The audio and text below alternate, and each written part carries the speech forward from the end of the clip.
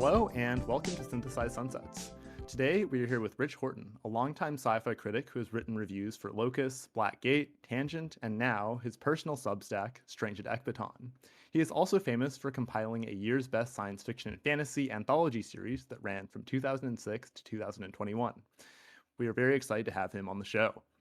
So I want to start off with a bit of a meta question. As far as I know, you joined Substack this year, like from your longtime blog of the same name. So I just wanted to ask, what originally drew you to Substack, and how would you say discussion on Substack is similar or different to more typical online sci-fi channels? So originally, I was drawn to Substack by a few different Substackers who I had either followed elsewhere or saw some interesting stuff. These were a non-science fiction guy named Ted Gioia, who's a writer about music, a lot of jazz and so on, and very good writer and very interesting. Oh, and he does like science fiction. He reviewed science fiction in the past. You can dig into his old blog and find some posts on that. And Lincoln Michel, I think, or Michael, who wrote this Metallic Realms, I think it is his new novel out now. Both his novels are science fiction. He's done a lot of interesting writing about the publishing world more than anything else. And then Naomi Kanakia, who's published a lot of science fiction short stories back the past decade and a half. I reprinted a couple of them in my anthologies. And I'd been following her blog, and it migrated over Substack, so I followed that, and I just kind of treated them at the time as other blogs. That's really the feel they had to me. Uh, I had been a blogger back on LiveJournal way back in the early-ish days of blogs, and my history on online discourse goes back to Usenet in the late '90s. Uh, and for those of us who were there then, and if people in the science fiction ones were called recarts.sf, written, SF Composition, a few others. They probably still exist. But there was a period around the turn of the millennium from 96, 97 to early 2000s when the discussion about science fiction on that 100% purely text-based, designed to work through 14.4 baud, kbaud modems. The discussion there was about as good a discussion about science fiction as I've ever experienced online. And you know, people who I met online there, and many I met in person, and some I never known anywhere about online, but still feel like friends. Joe Walton was a big Usenet user back then. Gardner Dozois, Gary Farber, who was more of a behind the scenes editor and a big fan in the science fiction field. A number of other people who I met through that. And one of the goals in a way that has never been realized and maybe can't be, it would be to recreate that sort of conversation we had back then. Anyway, to make a short story long, which I think is what I've been doing. So on Substack, I was just following a few of them. I started following some more Substacks, subscribed to a couple, and kind of didn't really. I had the impression it was almost an invitation only, professionals only sort of thing, which it applied to Lincoln, to Naomi, to Ted. But I realized that anyone can be on Substack if they just want to post stuff. So eventually, I thought maybe I should try to do that myself. Earlier this year, and it's only been a few months, and my goal kind of is to have my blog continue to be sort of a historical record of everything I've written since I started in 2015 or whatever that was, and to have maybe some more casual stuff continue on the blog, and then when I write something I think of a little more ambitiously, put it on Substack. I have started by copying some of the more ambitious stuff I've written at Blackgate as well as on my blog to my Substack to get things started, and also because I kind of want to preserve those posts and give them broader attention. So I think of the two. They're both called Strange at Ecbaton. I think of them kind of as siblings, if you will, uh, or two halves of the same enterprise. So, as I said, I made a short story long, but No it's worries, no worries. Yeah, you know what I think is kind of interesting about Substack is like, demographically, it feels pretty distinct from the rest of the internet, or I guess the rest of social media, I guess you could mhm. say. I think that for a while there wasn't really a social media platform to talk about books. And Yeah, that's not really like that's not the only thing on Substack, but I think it's kind of interesting because I think it's revealed that there is actually this big demand to have someone to talk about books, not just from young people, because frankly, young people don't read as many books, but like you do have a lot of these like older people coming out of the woodwork and just participating in social media in a way that you would not see on like Instagram or like Goodreads even. And yeah, I mean, it's like the people who like to have the discussions that you were talking about, like never went away, right? But I think right. that in a lot of ways, the social media landscape just really wasn't conducive for that kind of discussion. Like there wasn't really a place to do that. So I don't know a ton about Usenet. Was Usenet like a website or was it just like a particular Usenet, platform? I won't be able to talk about it technically that, but it was Usenet was a specific network in essence where you could, I think subscribe was a term we used, but there was a vast array, and I in some vestigial form I think it still exists. I haven't looked into it in years of nodes that you could download what conversations happen and respond to it and get a fairly threaded conversation going on.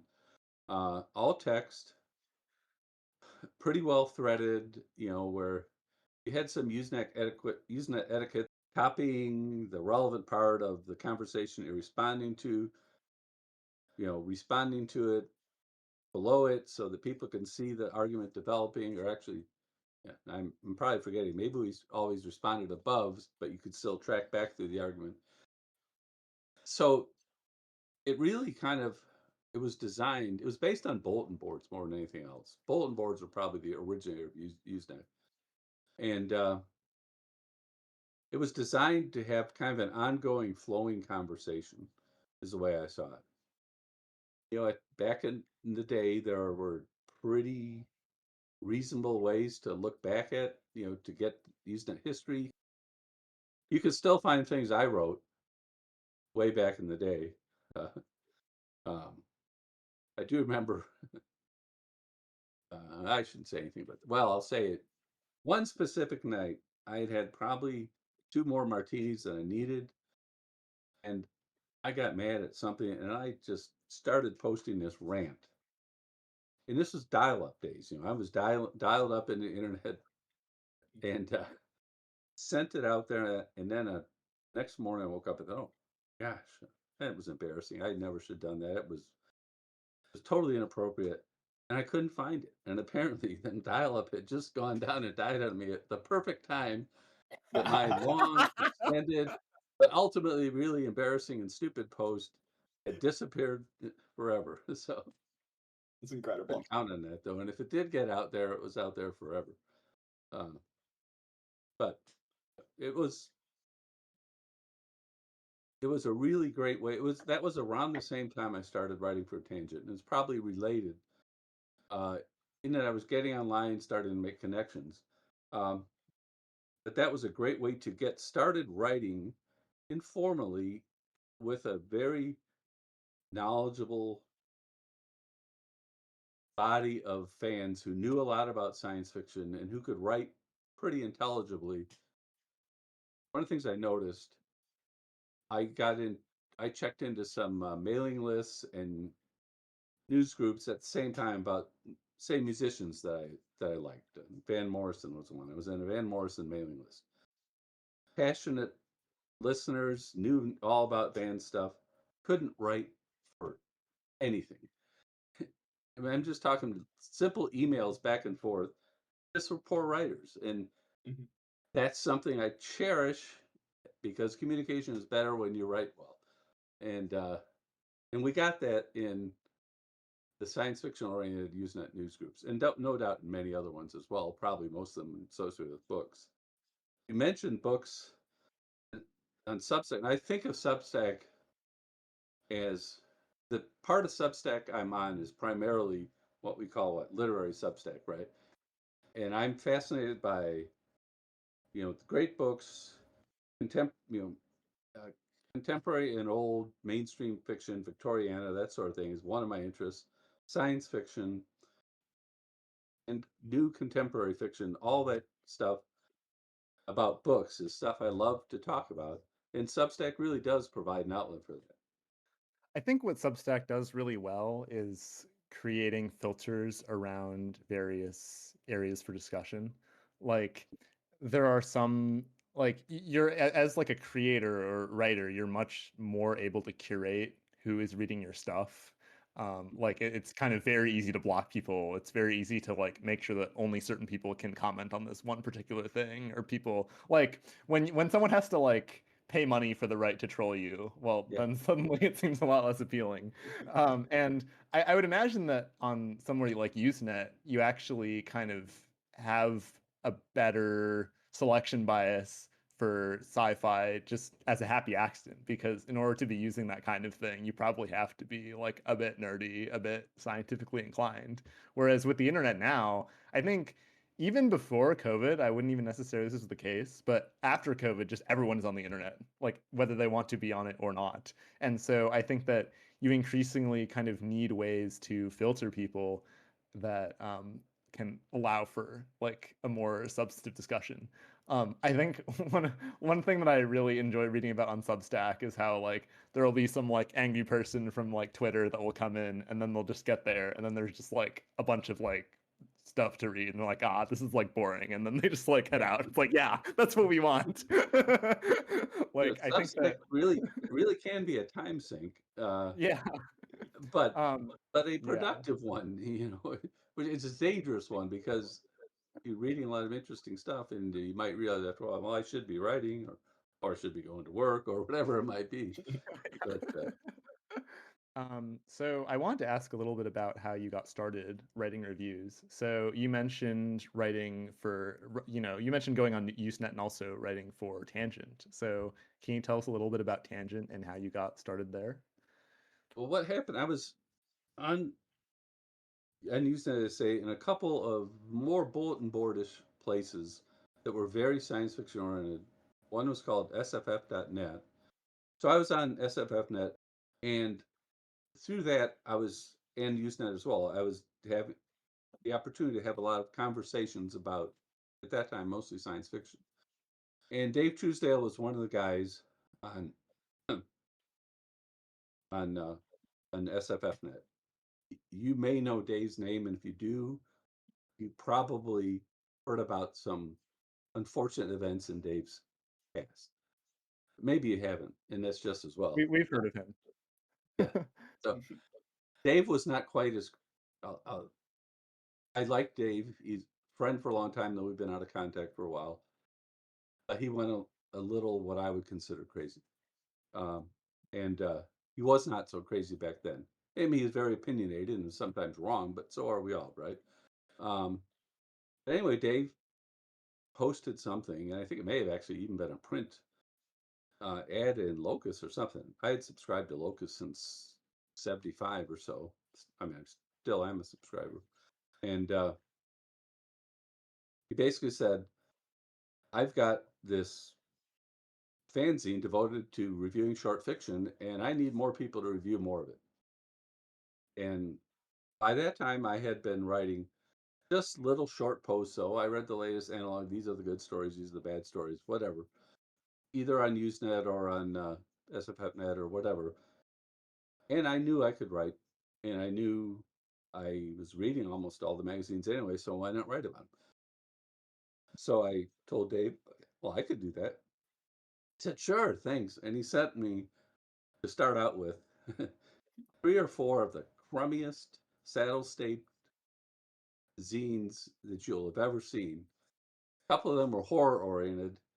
A couple of them were just science fiction, but they're very amateur, and the fiction was it's pretty darned amateur, with just a couple of exceptions. And I reviewed them, and I reviewed them honestly, and maybe more, maybe I was meaner then than I would be now, which really means I was probably telling the truth more rather than just saying something pleasant like, well, good luck to this guy. He needs a little work. This it didn't quite work, but we'll look for his next thing. I might have been meaner than that back then. Uh, but so after another issue or two, Dave started sending me analog and Asimovs or assigning me. I was already subscribing. He didn't need to send it to me. So for a few years, I was writing regular reviews at Tangent, which was a print fanzine reviewing science fiction, short fiction at the time. Around the same time, shortly after, a guy named John O'Neill, who became and remains one of my closest friends in the field, was co-editing a website called SF Site, which was aiming to be the first major SF review site that kind of tried to review as many novels as it could, published essays, and so on. And they were very successful at it for a few years. John O'Neill, Roger Turner, who alas just died. John and Roger were Canadians. So I was regularly reviewing novels for SF Site and short fiction for Tangent. And after a little while, Mark Kelly, the short fiction reviewer for Locus, started running Locus's website, the first time Locus ever had a website. And he wanted occasional essays about any subject that Locus would want to cover. So I started writing for Mark as well on Locus Online. All this, of course, is unpaid, which I was happy to do. It was a lot of fun. And then Mark, who had been the short fiction columnist for about a decade, decided he was burned out on writing column, and he resigned and recommended my name to Charlie Brown to be the next columnist. Charlie at the time ended up hiring 2 people, me and a South African, Nick Gevers. And so we basically did two columns covering some of the same stuff and some of the different stuff, just whatever we were interested in. But anyway, when Charlie called me, and I knew who he was, of course, but I'd never talked to him or anything. He said, I wanted to see if you were interested to be in the short fiction columnist for Locus. And I said, oh, I'd be really proud of that. I'd be very happy, but I can't leave poor Dave Truesdale in the lurch. Let me give him a call. And I called Dave, and Dave said, you idiot. Locus actually pays. I think you should take that. So I did. And, for 20 years, I was writing for Locus, first with Nick. Nick resigned after several years, and then Gardner Dozois came on, which is really an honor to have my name next to Gardner's on a table of contents. And sadly, he died, and Paula Garan and took over. And I got to the point where I was just getting burned out myself, reading all the short fiction, and I finally said, I'm going to stop at a nice round number, 20 years. Actually, my last column was February 2022. My first column in February 2002. So a nice even 20 years plus one issue, technically, of writing for Locus. Once I was doing that, well, even before I was doing that, I was regularly every year writing summaries of what I thought the best short stories were and novels that I thought that I was going to nominate for Hugo and so on. got more and more elaborate over time. And after a while, I started saying, hey, if I was doing a best of the year book, kind of the same size as Gardner's, this is what my table of contents would look like. And that was fun. And after a while, I went to Sean Wallace at Prime Publishing. And my idea at the time was this was when, by the mid 2000s, say by 2004, 2005, Ellen Datlow's sci fiction enterprise, where she was publishing a new short story every week, was going really strong and publishing some really outstanding stuff. Strange Horizons started in the early 2000s, was publishing a short story a week, and again, some very fine stuff. And there was a whole lot of online science fiction all of a sudden. It was still a new thing. But I suggested to Sean, why don't I do an anthology of the best online stuff and we'll put it in book form and everyone will be happy about that. And Sean said, nah, that won't sell. I said, but you could just do an anthology of the best science fiction of the year, period. and so I started doing those, originally 2 books, a science fiction book and a fantasy book. And after a few years, a couple things happened. One, we lost our paperback publisher, our digest, small paperback, mass market paperback publisher. And Sean said, fantasy short stories don't sell as well as science fiction. So why don't we just mash the 2 books together? There'll still be fantasy in there, but the science fiction readers will buy it anyway because it's got science fiction in it, right? And that's how we did the single volume, almost as big as Gardner's, not quite as big, that we did for total, roughly 15 years, as you noted earlier. And along the same time frame, Jonathan Strand, who's my editor at Locus for my short fiction column, was also doing a series of best of the year volumes. So we had Jonathan's, Gardner's, mine, Ellen Datlow's fantasy and horror one, and eventually Neil Clark, who's doing Clark's World as well, started doing it.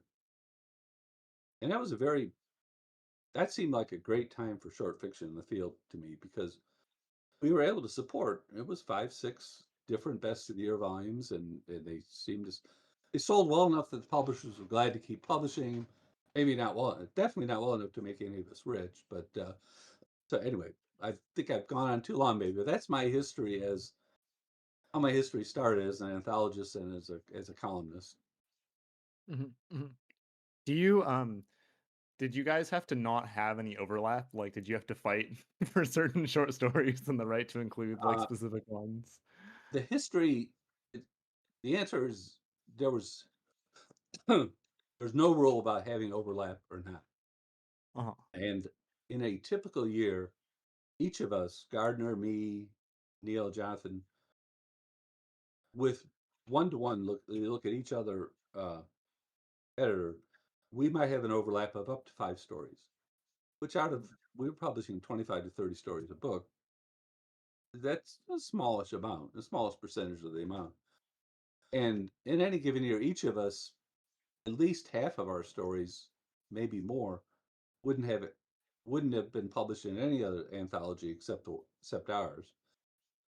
There just was enough good science fiction, short fiction, and there still is, that we could all honestly pick our favorite stories and have limited overlap and still have 5 books that were all really good books, in my opinion. The stories I didn't get to reprint would typically be stories from people not in the science fiction field who either didn't know what our books were and were suspicious of whether they were worth getting their story reprinted in. And we don't pay a ton, so it's not like they're losing a lot of money.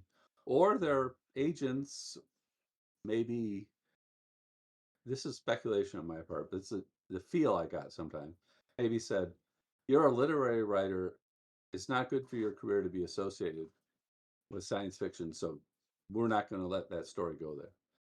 It didn't always happen, and I got some really lovely responses from Rivka Galchen, for example, a wonderful writer known for her best known novel is probably Everyone Knows Your Mother is a Witch, which I highly recommend. It's about Johann Kepler's mother, who actually was arrested and charged with witchcraft during the witch panic in Europe in the 15th, 16th century, 17th maybe, whatever Kepler was. That would be the early 17th century. But she had written a story that was science fictional, uh, but not spaceships and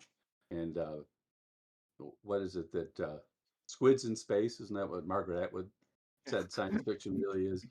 uh, Nothing like that, but a lovely story. And we asked to reprint it. She just sent a nice email saying, "Oh, I'm so pleased. This is so nice of you. Of course you can." I wish everyone was right like that, but and I did manage to reprint a lot of stories by writers not known as being part of the science fiction field.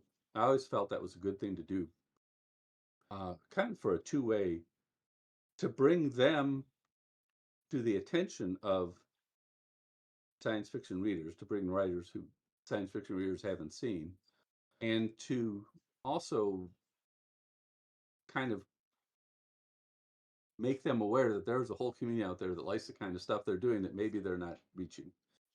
I don't know if that really ever worked that well, but that was kind of my platonic ideal of what I was trying to do there. So anyway, that's so most of the stories I wasn't able to reprint were from writers from outside the field.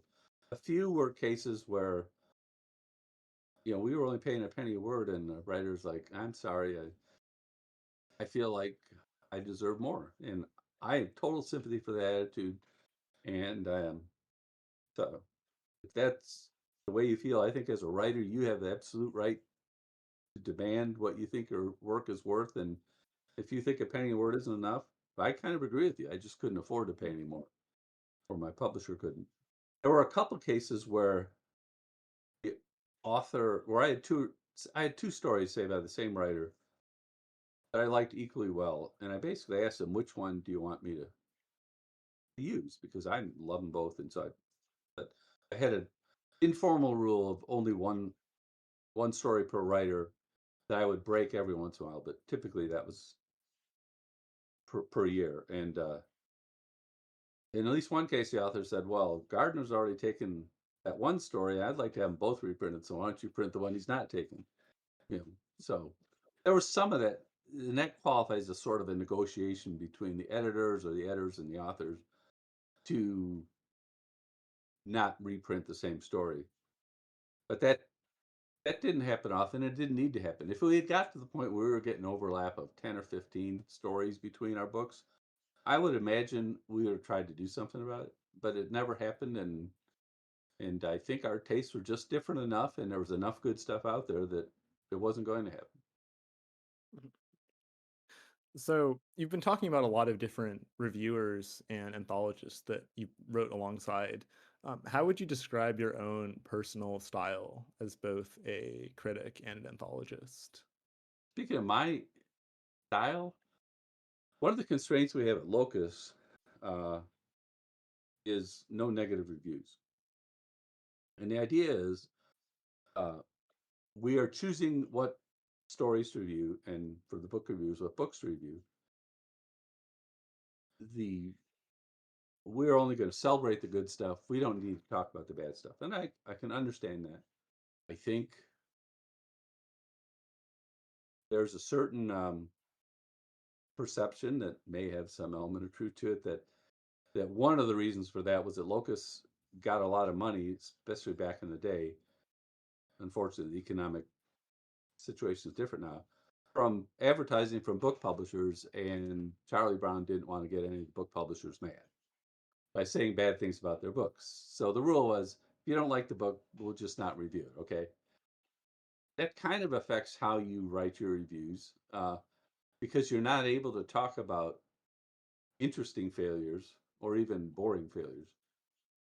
I did, for Tangent, I definitely wrote negative reviews of, because the Tangent, the rule is you review every single book, every single story in the magazine, skip nothing.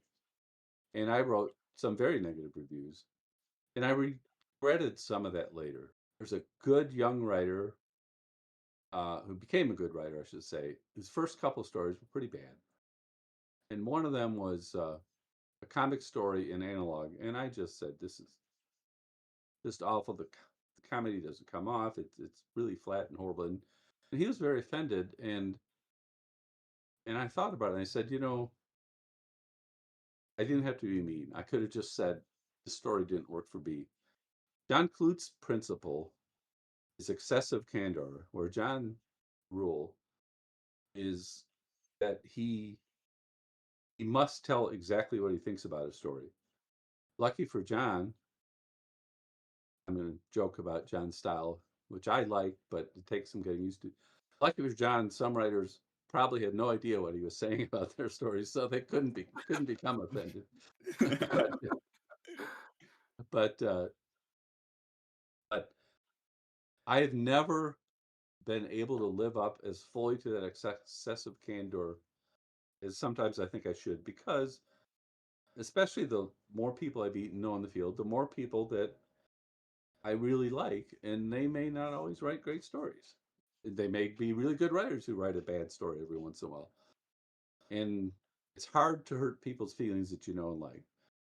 So I do have a tendency of either not reviewing something bad that they might have published, or or of reviewing it in a way that tries to show sympathy for what they're trying to do.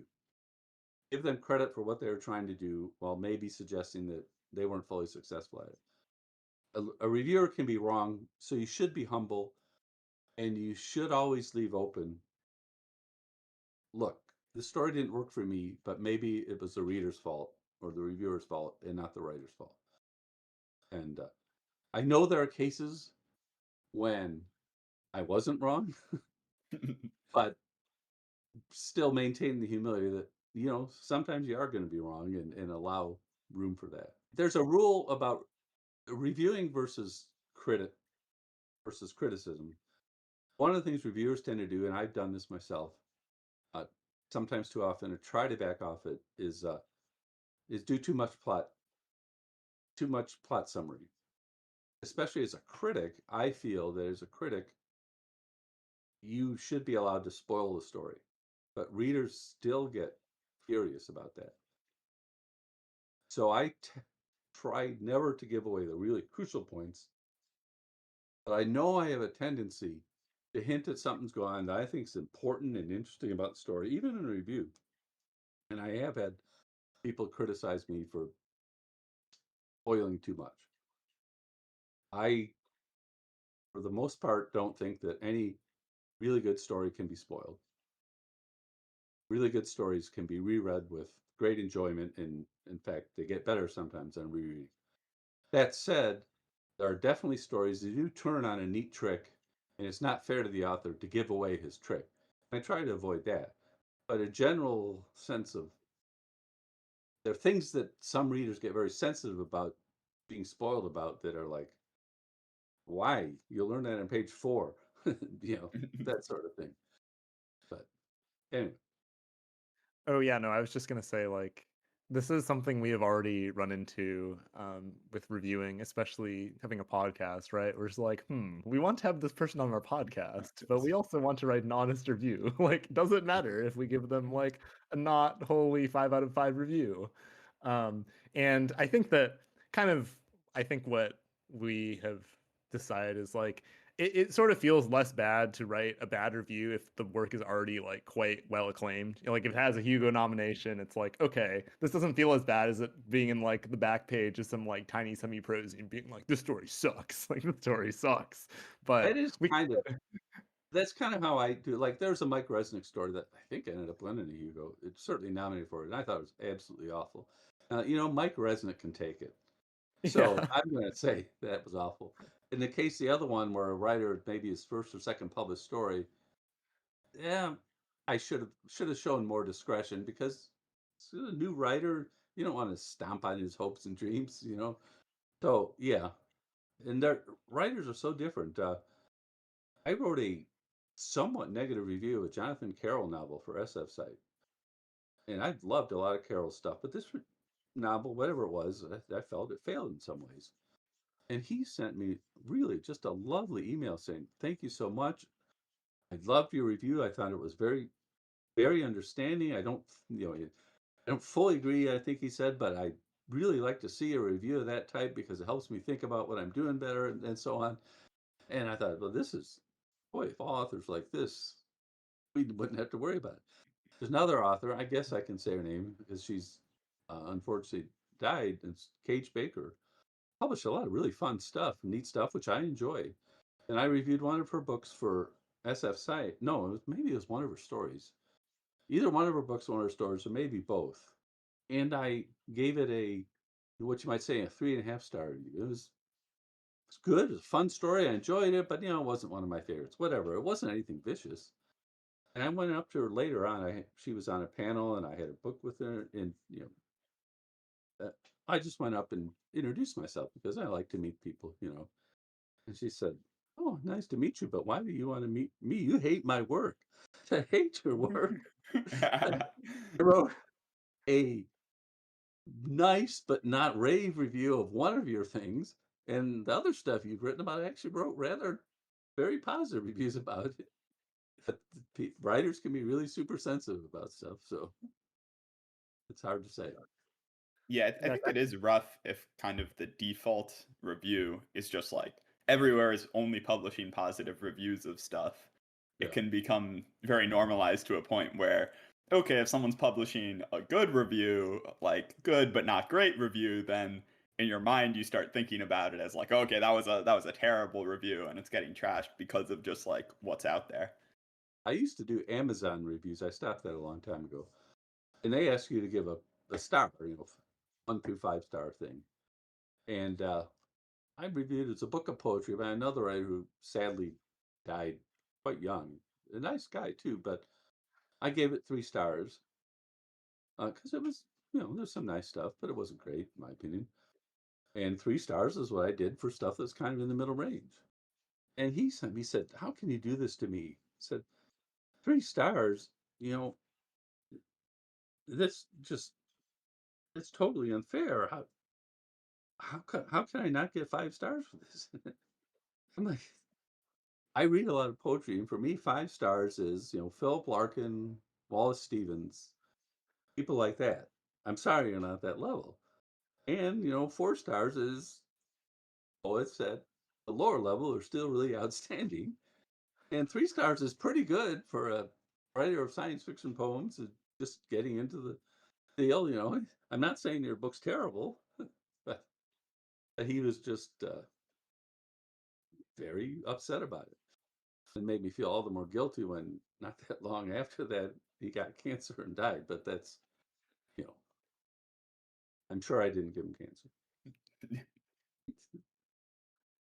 I think like there's also a sort of thing where society doesn't really have a ton of respect for critics as like a position, especially now where like it's so much easier to get just like the popular sentiment on things. I remember Pitchfork, the music website, which I know is controversial, but I have a pretty high opinion of. Like they write like really, really thoughtful reviews. Like you can at least say that.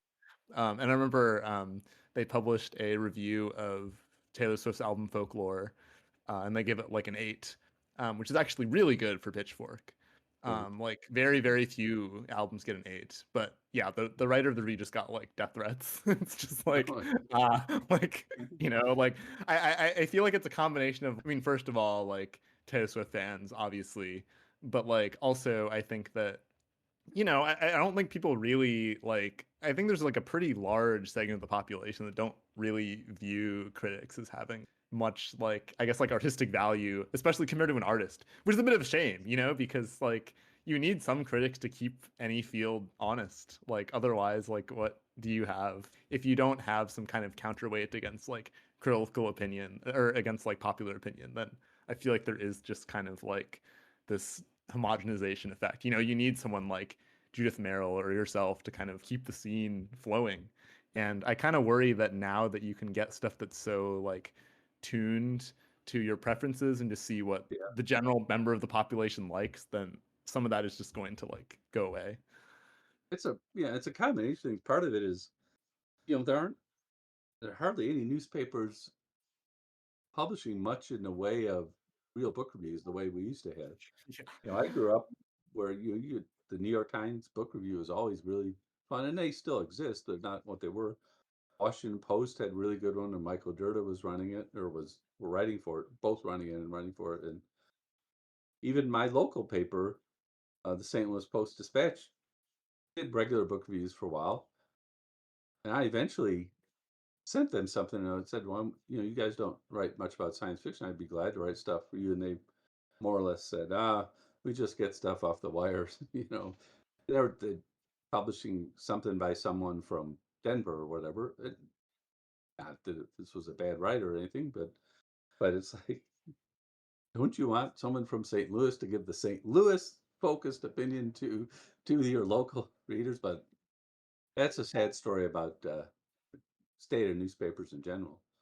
I was Yeah. reading a Substack, ironically enough, just today by one of the really good literary-oriented Substackers. I think it was Henry Oliver, but it may have been someone else. But maybe it was Sam Khan. But at any rate, talking about what is the value of a critic and pointing out that the best critics, and he's going back to historical times, to the likes of John Ruskin, let's say, in Victorian times, just their criticism was worth reading in itself because it was so well written, so penetrating, so full of ideas on its own merits, even though they're talking about a book or another work of art. So, does that still exist? Yes, I think it does, but it's a lot harder to find, and there isn't an ecosystem forming to allow that kind of criticism be done. And maybe in a way, that's what some people on Substack are trying to form. It might be an idealistic view of it, but I think that is part of what Substack or a subset of Substack is trying to allow to happen. Yeah, I mean, I think that Substack, at the very least, functions as a good outlet where, at least if you have the sorts of towns, you can at least like put it out there, right? Because like before Substack, like where do you even put these thoughts? I mean, there were some parts of the internet before that I think sort of function like this. Like I know the All was a pretty good hub for certain types of cultural criticism. But yeah, like I think that there came a point where Substack just kind of hit upon this niche where you can like talk about books. Like I don't know if that was really something they were initially thinking about. Like I'm not sure, but a lot of this kind of like literary criticism stuff feels like very new to me. I mean, I know you like joined the platform relatively recently, but I didn't really hear about people talking about books a ton on Substack until maybe like a couple of years ago. I mean, it does sort of feel like maybe these people were already there, but it's kind of like institutionalizing in a way. Like, I feel like sci-fi on Substack is not really like there are definitely a lot of people who write about sci-fi on Substack, but there isn't really like a go-to place in the way that like there is like the Metropolitan Review or the way that there is like the Republic of Letters. Like I think like BDM writes about sci-fi, Naomi Kanakia writes about sci-fi sometimes, but there isn't really that same kind of centralization. And I would be interested to see if that emerges. I know that there are a lot of sci-fi authors that are just like casually floating around Substack. Like I'll just see their account and they only have like one post, but I'm like pretty sure it's like actually Charlie Jane Anders. I'm just like, like I wonder if they're planning on doing something. But Yeah, I there's wouldn't. a couple. I mean, Naomi and BDM now, both of them have their feet not just a little bit in the science fiction world, but in the general literary world. My former Locus colleague, Ian Mann, who still writes for Locus, he's got a little Substack where he's doing kind of capsule reviews of books that he either treated at greater length at Locus or somewhere else, or just feels need a mention, but he's not going to spend a long time with them. So that's been interesting. The the post I made today on Substack is the review of Matthew Kressel's Space Trucker Jess. Matthew's on Substack, and I think he's on it mainly to promote his own work, which is, a traditional blog function, right? So there's some science fiction discourse there, but not that widely. Now, of course, your reviews there that I just discovered thanks to you contacting me, those are pretty promising, I think. I like what you're doing there. Like I said, I like your their two-pronged rating system. And when I was doing my Hugo reviews, I tried to, or my Hugo ballot summaries, I tried to kind of make the point that I have two prongs of myself. One is entertainment, how entertaining is a book, and the other is ambition. How ambitious is it? And it could be ambitious either literarily or speculatively. I mean, or take Alien Clay, for example, as much more speculative interest than a lot of the other books on this year's thing. Tchaikovsky's really trying to do some fascinating alien biology stuff there.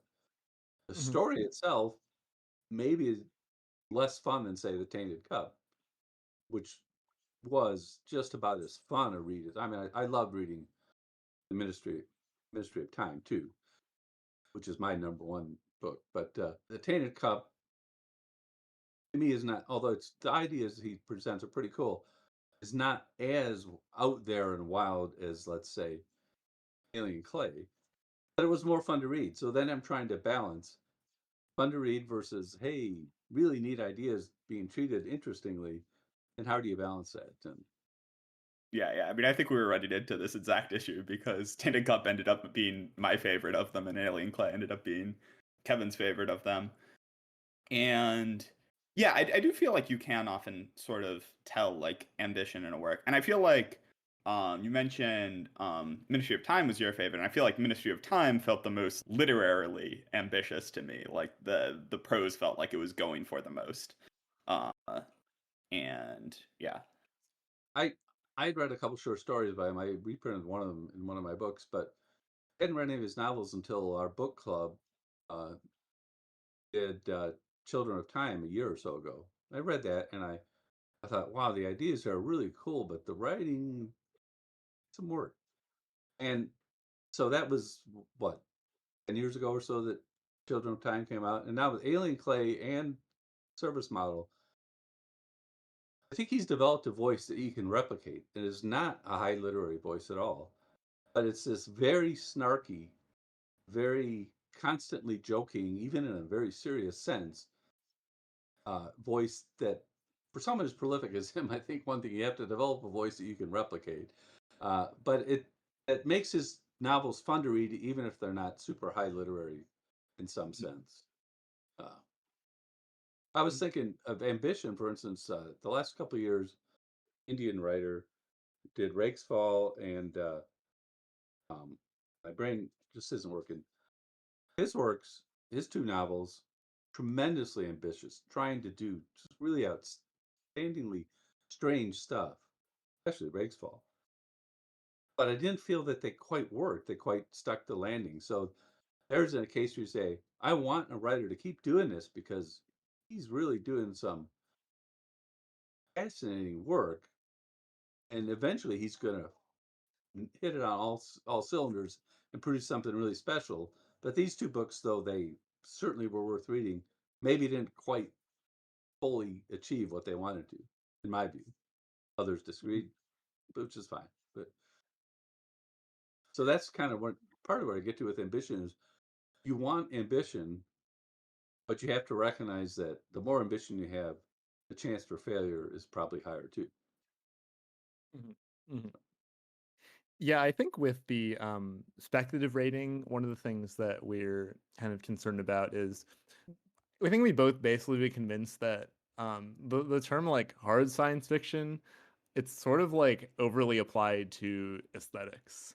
It's just like, if you spend like a page describing like the engine of a spaceship, then it's hard science fiction. Even if you're literally just describing something that already exists, it's like, it's so hard, like it's so speculative. Whereas like for us, we're kind of more interested in speculation as far as like taking things to their natural conclusion in like an interesting way goes. So some of the stuff we've talked about on the magazine that's like kind of more online and out there, it isn't really like hard in terms of aesthetics or not like describing the minutia of some like chemical process, but it is still very speculative in terms of how it takes some like really weird premise, like for example, Kabbalistic Judaism turning out to be true, and then like say Greg Egan, who I think almost anyone would say qualifies as about the hardest of hard science fiction writers, what he did with his that one trilogy where the physics are completely different. Again, forgetting the titles, but so he's not talking about real science in a sense, but he's using his book to speculate about really strange results of science or of different science, and so that's useful. The other hard science, and so much of it is purely aesthetic, and maybe not in a positive sense. I mean, you talked about describing an engine for a page. I remember an analog story, and I think I reviewed it in Tangent, so I was able to complain about it. But I don't remember the title or anything. It was a typical analog from Stan Schmidt's era, where at some point they're in a spaceship and something goes wrong, and the spaceship is not really plausible. It's faster than light, I think, or whatever. It's using invented technology, which is fine. You can use that. But then they spend maybe about a page talking about the specific engineering of this specific, I think it was an engine, some piece of equipment on the spaceship, using totally invented names for things that don't exist, that no one knows what they are. It's like, this is boring as heck. It's a complete waste of space. It doesn't advance the story. It doesn't tell us anything interesting. All you're really saying is the smart guy went down in the engine room and fixed the problem.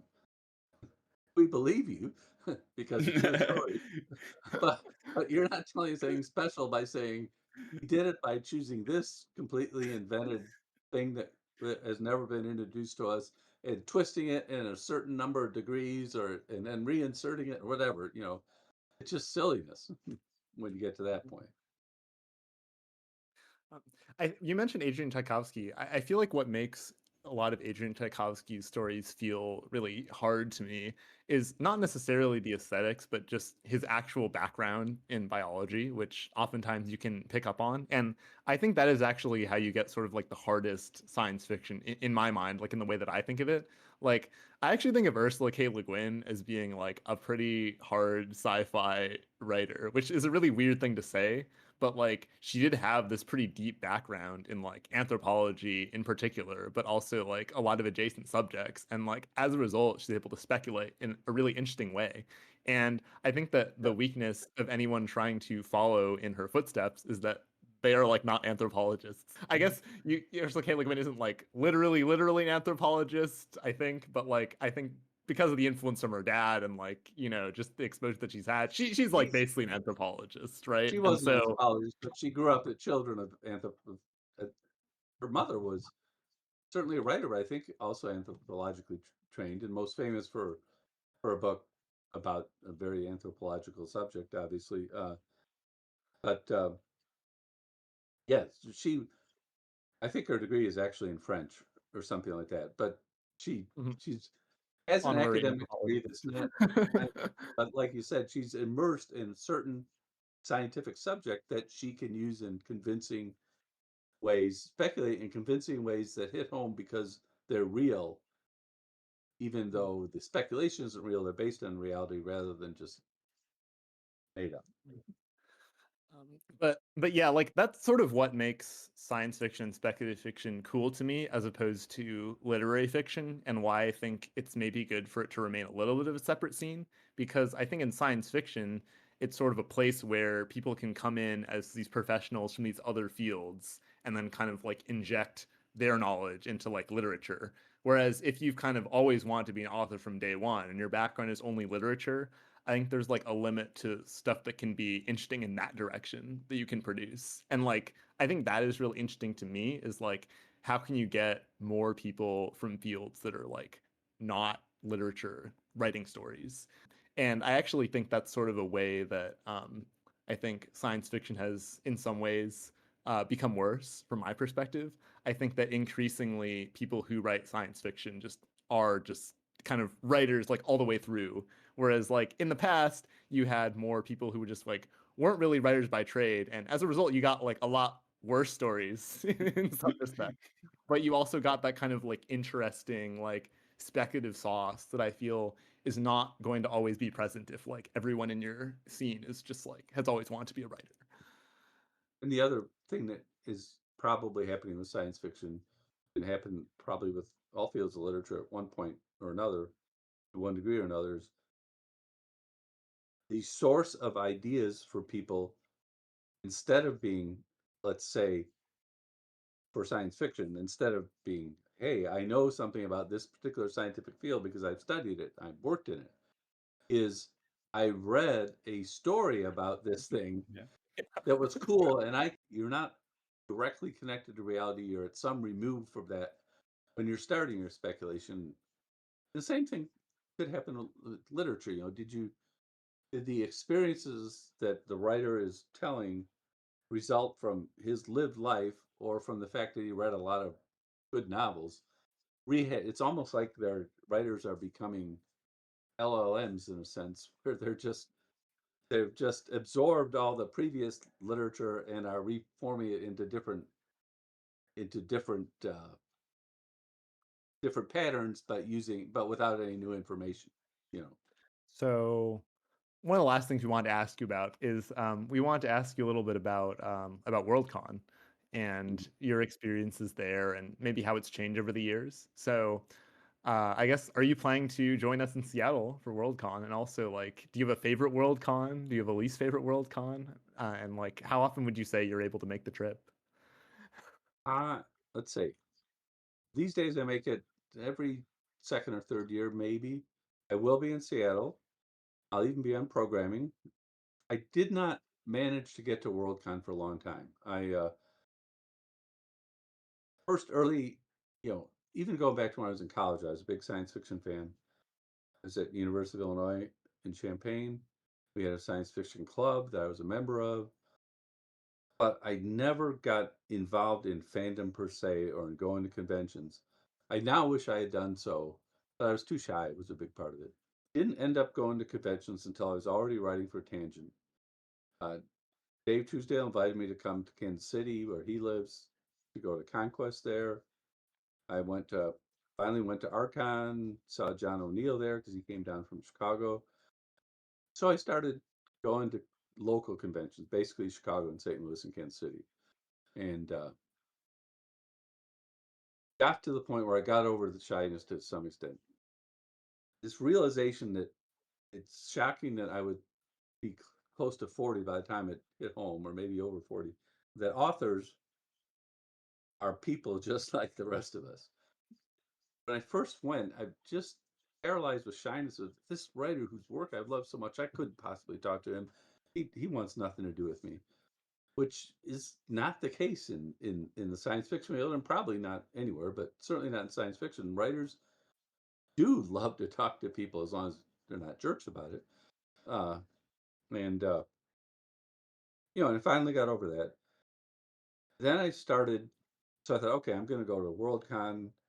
It was in Chicago in early 2000s. I can't remember what.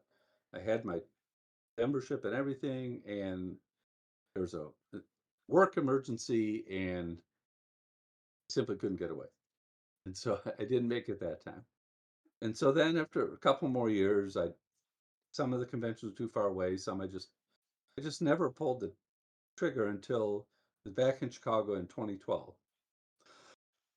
And that was really fun to go to. It was the last Hugo that Locus ever won because they changed the rules so Locus was no longer eligible for Hugos. And so that was neat to be there, to meet people from Locus like Liza Groen Trombi, our editor. I met Alec Neville-Lee there, who's become a really popular science biography writer, but also a really fine science fiction writer. He's a Chicagoan as well. And met a bunch of other people, and it was lots of fun. I already had friends in Chicago area, like John O'Neill, Stephen Silvers, and other. So since then, it's basically, if it's in the U.S., I haven't been able to afford basically to go out of the country. It's just pretty expensive. And if there's not COVID or something like that messing things up, I try to make any convention that I can in the country.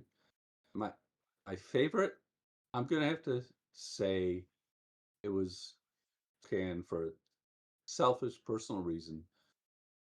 I've won 2 Hugos as one of the editorial team at Lightspeed magazine, and we won in London when the convention was there. And again, like I said, I couldn't afford it that year to go to London, and we won again in Spokane. And so just being able to go up on stage and accept a Hugo in front, I mean, that was a peak moment. Had, you know, by that time, I learned, I think this is a rule that all people who go to conventions eventually learn: the real convention is at the bar or whatever other area you gather socially with people. Doesn't have to be a bar. It could be going to restaurants. It could be room parties or whatever.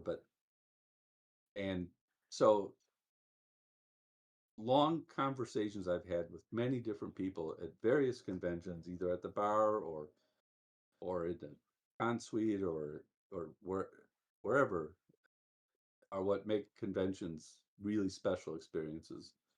And that happened at Spokane. I remember, I believe that's the convention where that convention was marred by the sad puppies. The Hugos were marred, I should say, which won't rehash that, but it was not. There were no plausible good nominees for any of the fiction awards, basically, or one or two good, decent nominees, but a lot of really bad stuff, and it was very annoying. Anyway, George R. R. Martin had a party for Hugo losers. Well, I was a Hugo winner, so I thought I wasn't allowed to go. I didn't go to it. It turns out that they would have let you in as long as you probably had to wait a little while. But instead, I did manage to sit with Adam Troy Castro, a friend of mine as well, and we talked for about an hour just about all kinds of things. And his wife, who's sadly passed away since then, was there too, and just chatting for an hour. It just, that in itself is worth going to the convention for. Those are the moments that I treasure most. Like I said, I do treasure getting that Hugo pretty darn much.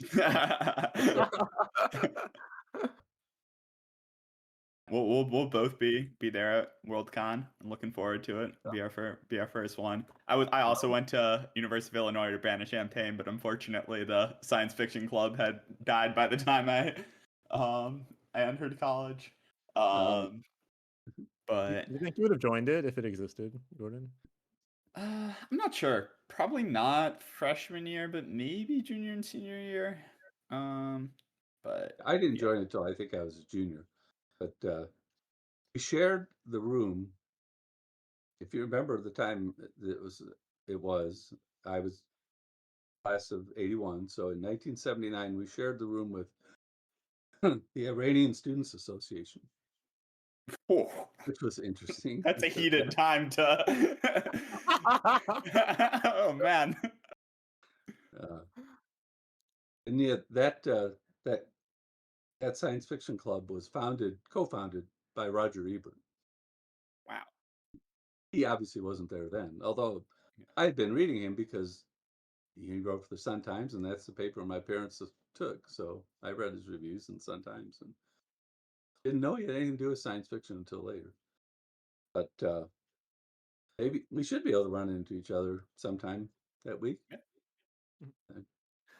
All right. Well, I think this is a pretty good time to wrap things up. So, as a final note, is there any short story that you would like to recommend to our audience?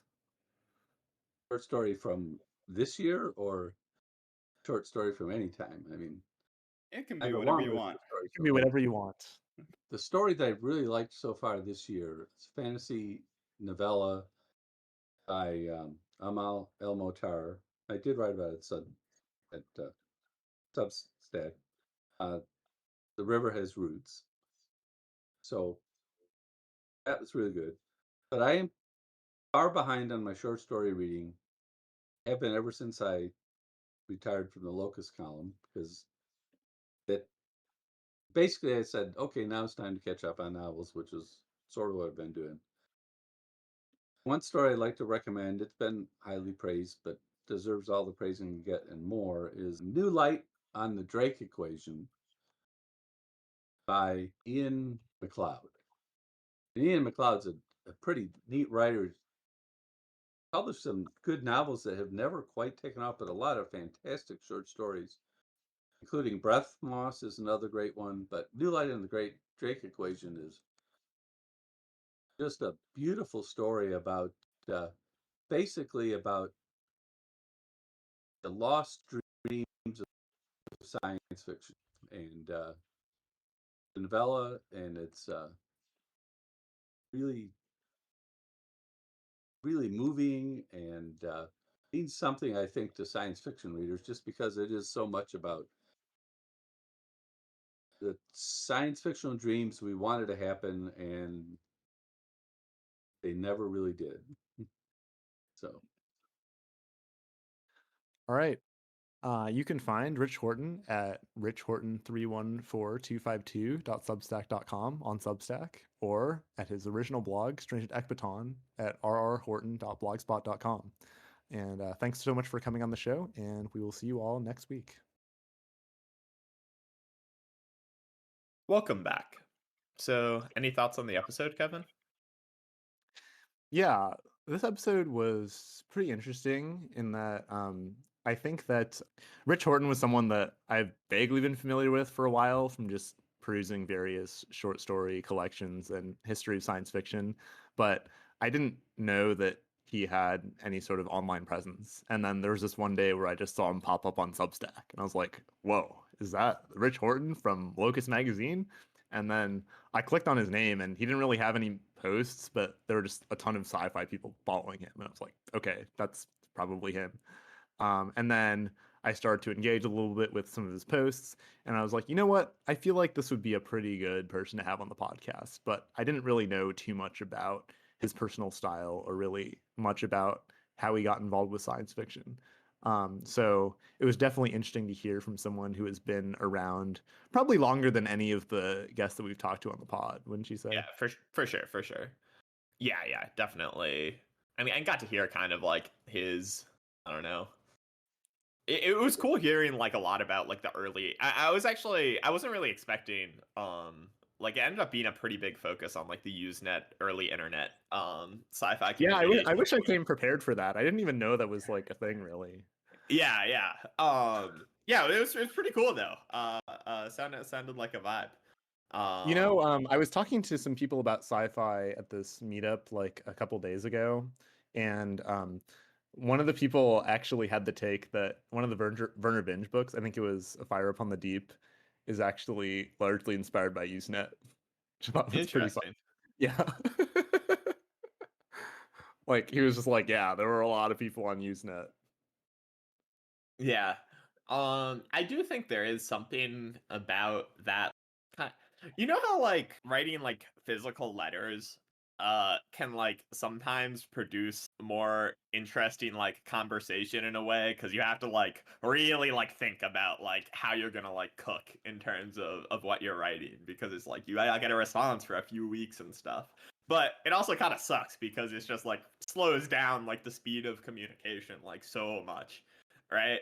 I feel like there's something to be said for like these early internet like forums where they have like a bit of that, like it's difficult to engage, and like if you're gonna write something you kind of want to like make sure it's good because it's sort of annoying to deal with, but then it also like you could still communicate like reasonably quickly. That might create like a middle ground that's conducive to good conversation. Yeah, I mean, a lot of Xers that I talk to will just say something like, oh, like, you don't know what it's like to have to use dial-up and blah, blah, blah. But I hear about dial-up and I think it sounds kind of awesome. Like, it just seems like in a lot of ways immensely preferable to the current internet browsing experience. And obviously it's like way, way worse for certain things. But I do think the idea of just like being on the line with someone over dial-up and just like, you both have some time to kill because you're both on dial-up and just having to like really think about what you want to send. That does sound pretty cool. Yeah. Otherwise, in terms of The episode, yeah, I mean, it was a fun conversation. I do kind of wish we got a bit more into. I think maybe we should have come prepared with like a few specific works to talk about or something.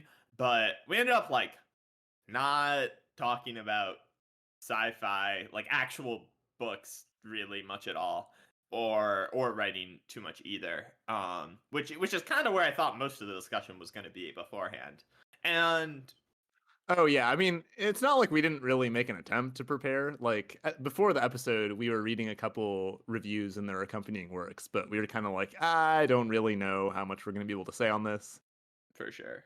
Anyway, though, one other thing I wanted to talk about, which we sort of talked about a bit in the episode, but we've been doing these Hugo Award review posts, right? And the most recent few were on Sorceress Comes to Call and the Tainted Cup, which I think we both agreed that we just liked the Tainted Cup a lot, and did not like Sorceress Comes to Call at all, really. But yeah, just in general, what were your thoughts on these books?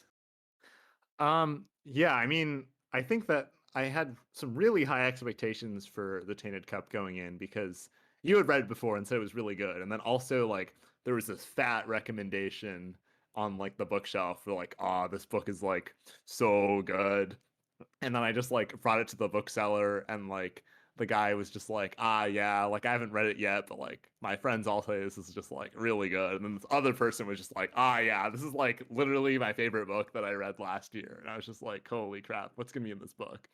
And then I read like the first chapter and I was like, I don't know if this book's really all that. And then I like slept on it. And then I was just like, never mind, this book is cooking. Yeah, I mean, it was a really fun book, like just like a really fun reading experience. I feel like the selling point is definitely like just how the plot moves through all of these really cool sensory environments. I mean, I feel like it is a really sensory book, sort of. Oh, for sure. Like there are a lot of, like the way that the tree comes out of their bodies, and like there's a lot of places that are really like wet. I feel like the whole book is pretty wet in general, Yeah.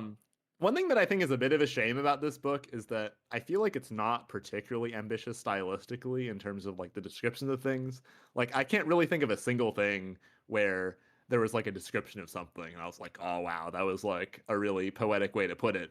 But at the same time, I feel like the way that these places are set up is just so inherently interesting that like it doesn't even really need that. I think in some sense you're kind of like less distracted from like the action and can get more into it because there isn't like these flowery descriptions. But like I think that yeah, in an ideal case, I probably would have preferred it to be like a bit more ambitious, given that like the stuff in the novel was like just genuinely so cool. Yeah, I will say I kind of view this as a positive to some extent in that I thought the prose, well, yeah, I definitely agree it wasn't all that ambitious. I thought it was like impressively clear given how strange a lot of the stuff was happening. Like, I think there is a sense to which like the more poetic you make your descriptions of things, probably the less effective they will be at like describing like what is actually happening.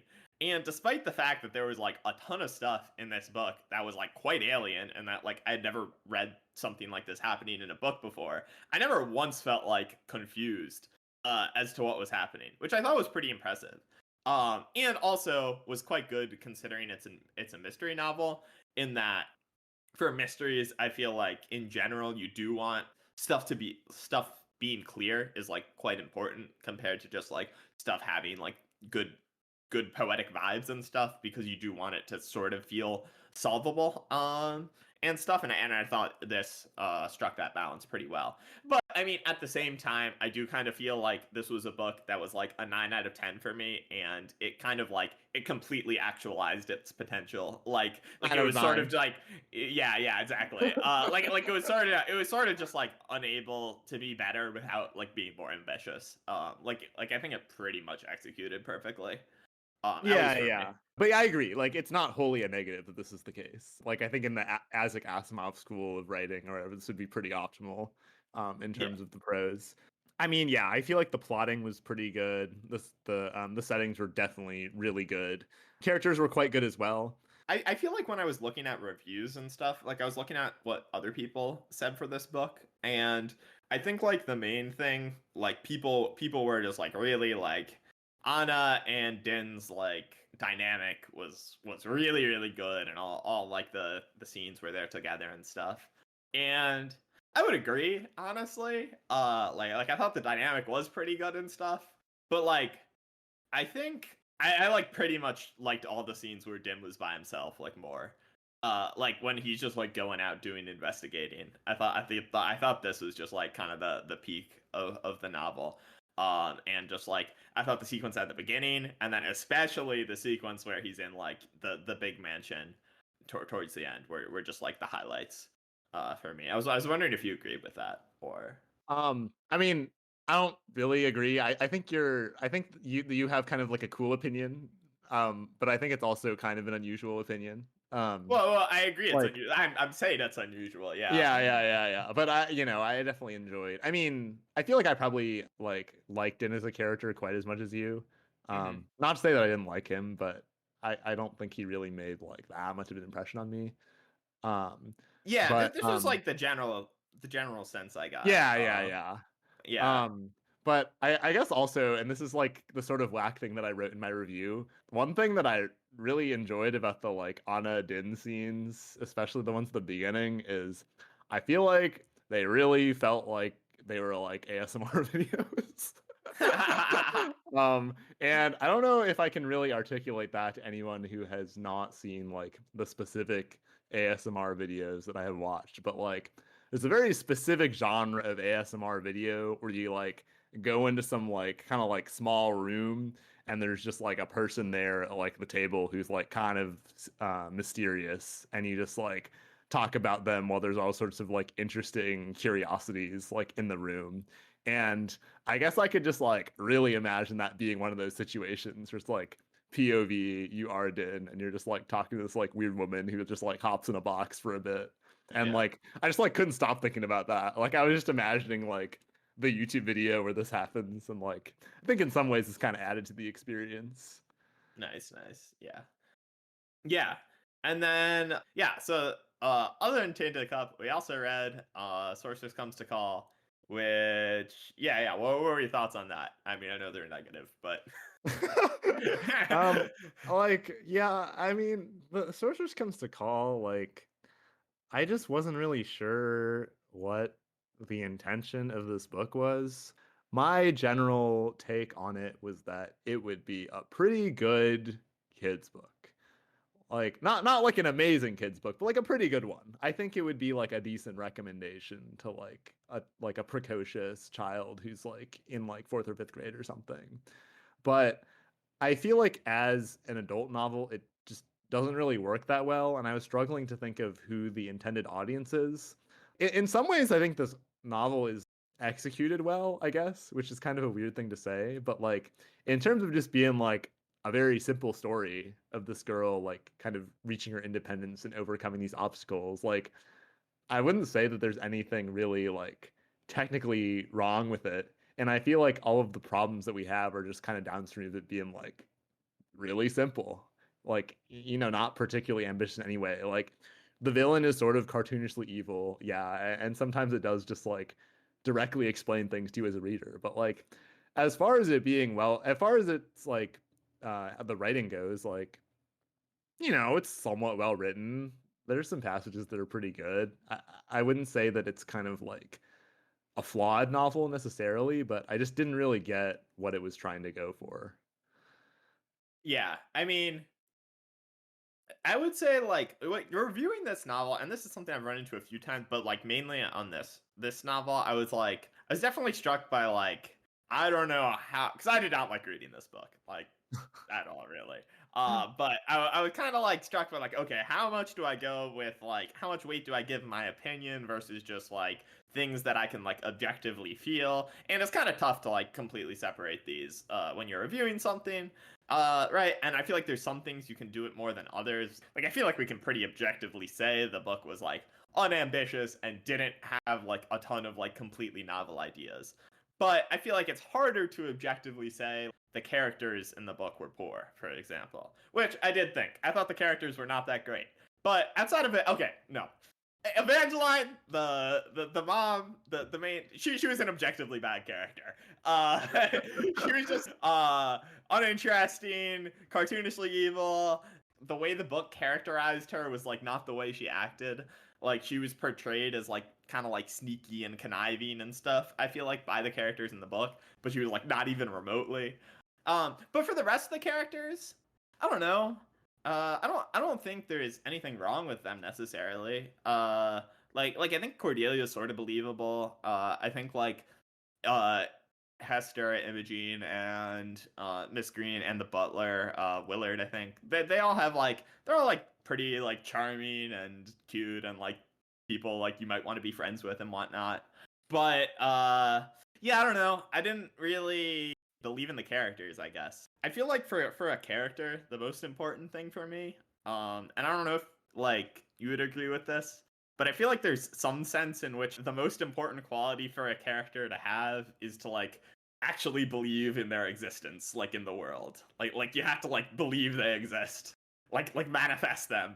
And it's very hard for me to give any objective quality to like what produces this. Like this is just like a subjective thing I feel when reading something, but it's like still like the most important quality of a character for me. And just like I didn't really believe in the existence of like any of the characters in this book, and that that hurt him a lot for me. I don't know, do you feel like you relate to that at all, or I mean, like, not really.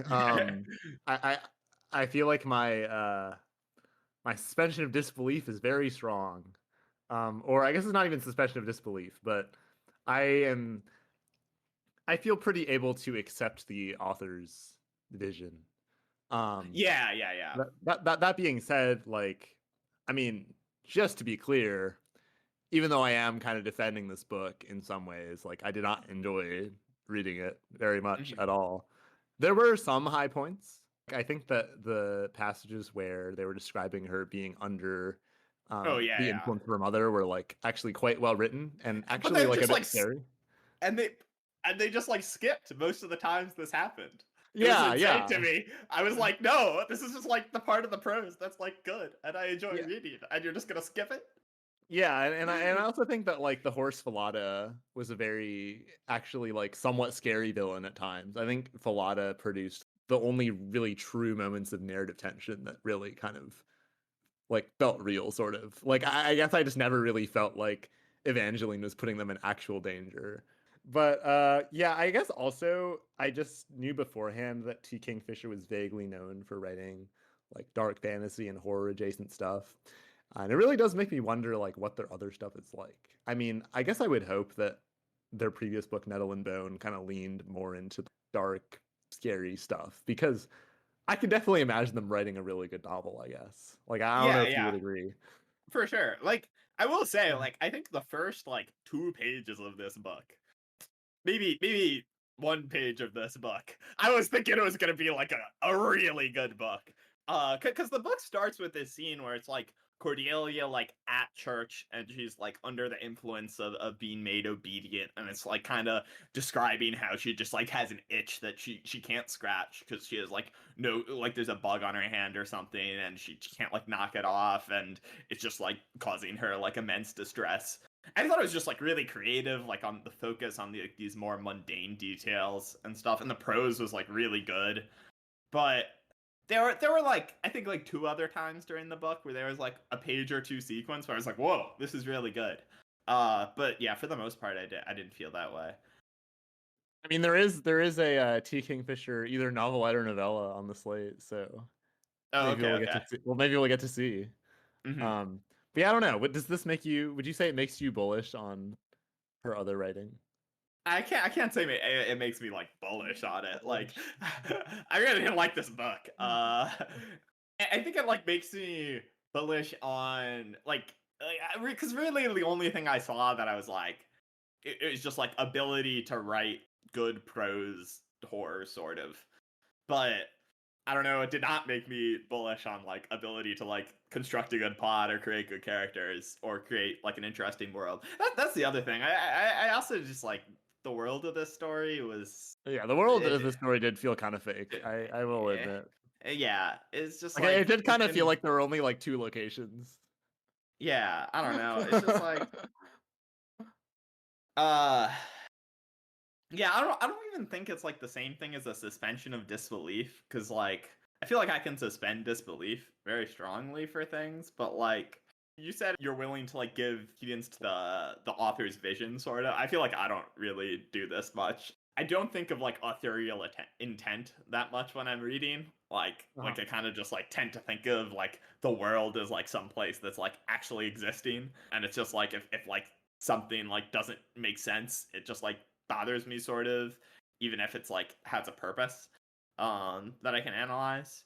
But Yeah, I mean, we've yeah. talked about this before, but like I think that perhaps unusually I'm like more interested in artists than art, or Yeah, maybe yeah. like artistry. Like I Mhm. think that just the sort of an artist like having a vision and then trying to execute upon that vision is really interesting to me, and a lot more interesting than the art object could be on its own. And I think in a lot of cases, my knowledge of how the artist produced some kind of art object can really enhance my experience of that art object, which I kind of feel like is a good thing. I mean, Yeah, yeah. especially if my enjoyment of it's going to be the same in the absence of this. Oh yeah, I mean for sure. I guess it definitionally is in that case, Yeah. basically. But yeah, I mean, I think I'm probably moving towards your direction, to be honest, more so. But yeah, I mean, we're still. I mean, this has come up before, but yeah, we're still somewhat different here. Well, actually, I don't know if this is a minority opinion or not. Your opinion? Yeah. Yeah, I mean, honestly, I think both of our opinions are like pretty common. Yeah, pretty Like, common. like I think they're both probably. I don't know what the exact ratio is, but I think they're both probably more than 30% of people. Uh-huh. Like it does feel something that's like pretty contested. Uh, I think though, like with this, I kind of ran into this in like a very direct way, in that like earlier in my life I was kind of just unable to really connect with the art objects of music, which I guess is a really pretentious way of just saying like songs. I was I think that like when I just heard a song, I was just like, well, I can enjoy this sort of, but I didn't really get super into music until I got really into pop artists and their story and the vision they were trying to create. And I think this in itself helped me to enjoy these art objects. Whereas Oh, like I don't know if I really would have been able to otherwise. yeah. So Kevin, you wrote this post called the Science Fiction Fantasy Magazine Canon. Yeah, want to tell us a little bit about that? So when I was first trying to learn about magazines in science fiction and fantasy, I actually found this to be way more difficult than it needed to be. Like I would learn about some magazine and then I would just think that I knew all of the main magazines that were popular, but then a month later I would just learn about some other magazine that's apparently like super highly acclaimed. I'm like, what? Like where did this come from? And I think that the landscape is just changing so often that there's not really a super active effort to like catalog them in a super organized way. And also, writers can kind of just find what they need by going on these websites called Duotrope or the Submission Grinder, which basically just lists the magazines that are open for submission and what kind of submissions they're looking for, which is really the only thing you need to know as a writer. And also, like most readers of these magazines are also writers, and so that is also in fact how most readers learn what is in these magazines. And so, I mean, in the end, there probably isn't really a ton of demand for having it codified in like a serious way, but I still wanted to codify it in a serious way because I think some people would find some use in it. So Yeah. I just spent a really long time trying to think of like what sort of schema would work for categorizing these magazines. And this was actually really difficult. I feel like there's just not a super obvious way to categorize them in a way that makes sense. Like, for example, a lot of people categorize magazines based on whether they're prozines or semiprozines, which is sort of like a statement of how high paying or professional they are. But in fact, this distinction is kind of arbitrary and sort of up to self-identification with the magazine. And knowing whether something is a prozine or a semi-prozine doesn't really tell you a ton about its reputation. For example, Uncanny is a semi-prozine and Lightspeed is a prozine. And they're like sort of in the same general vicinity of magazines. But Uncanny is just like a lot more prestigious than Lightspeed. And I feel like the fact that Lightspeed is a prozine doesn't really tell you that much information, and like why would you categorize these things in this way? And so I eventually just tried to categorize them more in terms of like scene and era, and I felt like that actually ended up working pretty well. And I also tried to give a bit of history as to how these things kind of ended up in this space, because a lot of times there is some kind of event that leads to the rise of certain magazines, and this is just not really visible to you coming in like the year 2025.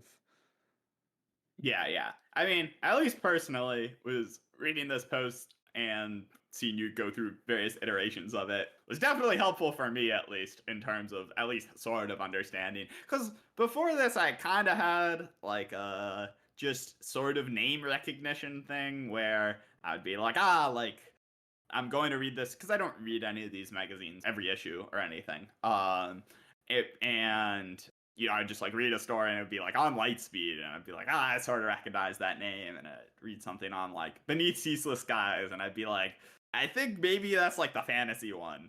And then this was like about the extent of my knowledge, sort of.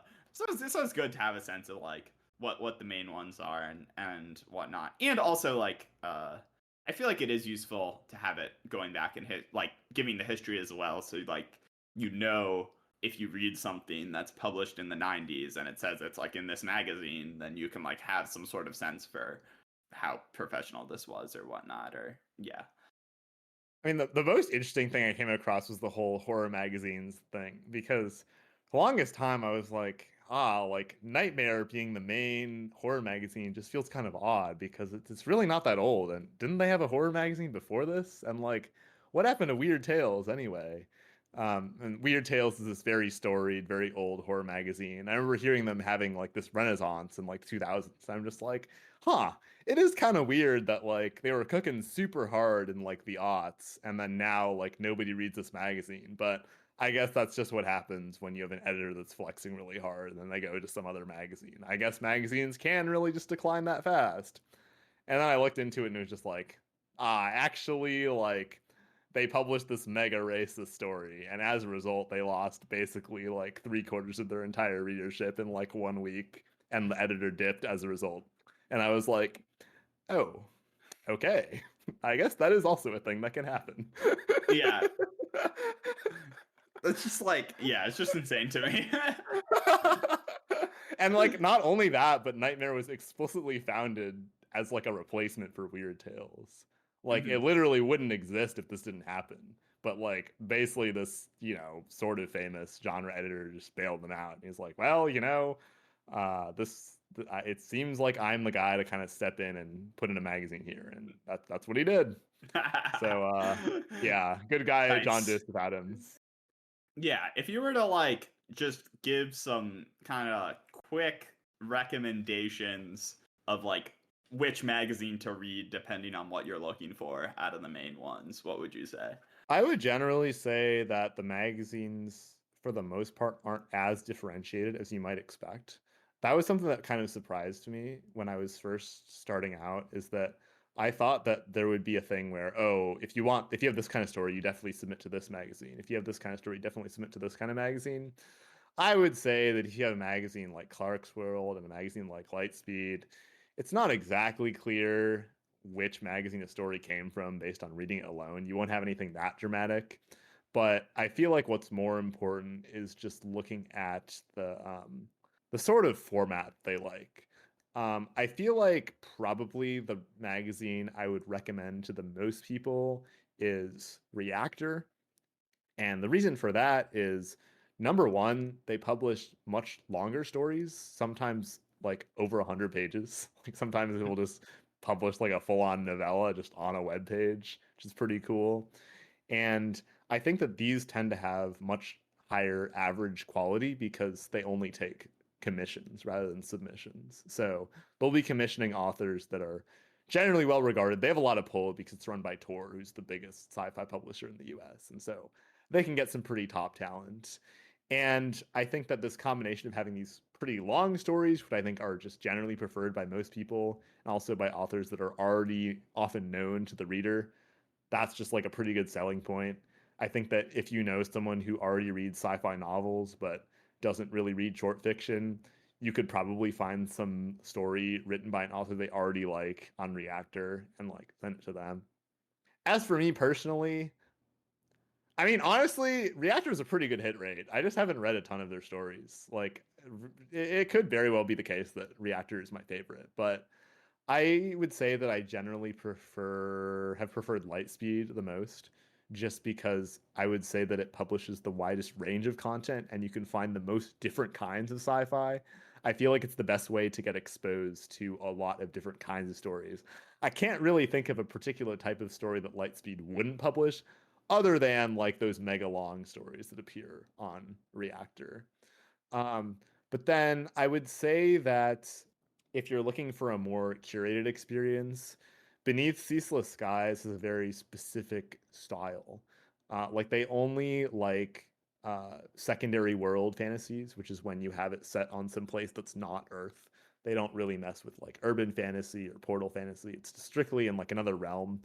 And they try to write these stories that are just kind of like a little bit like mythic and meditative and very like transporting. Like I would say it's sort of the most immersive reading experience. You really feel like you're somewhere else.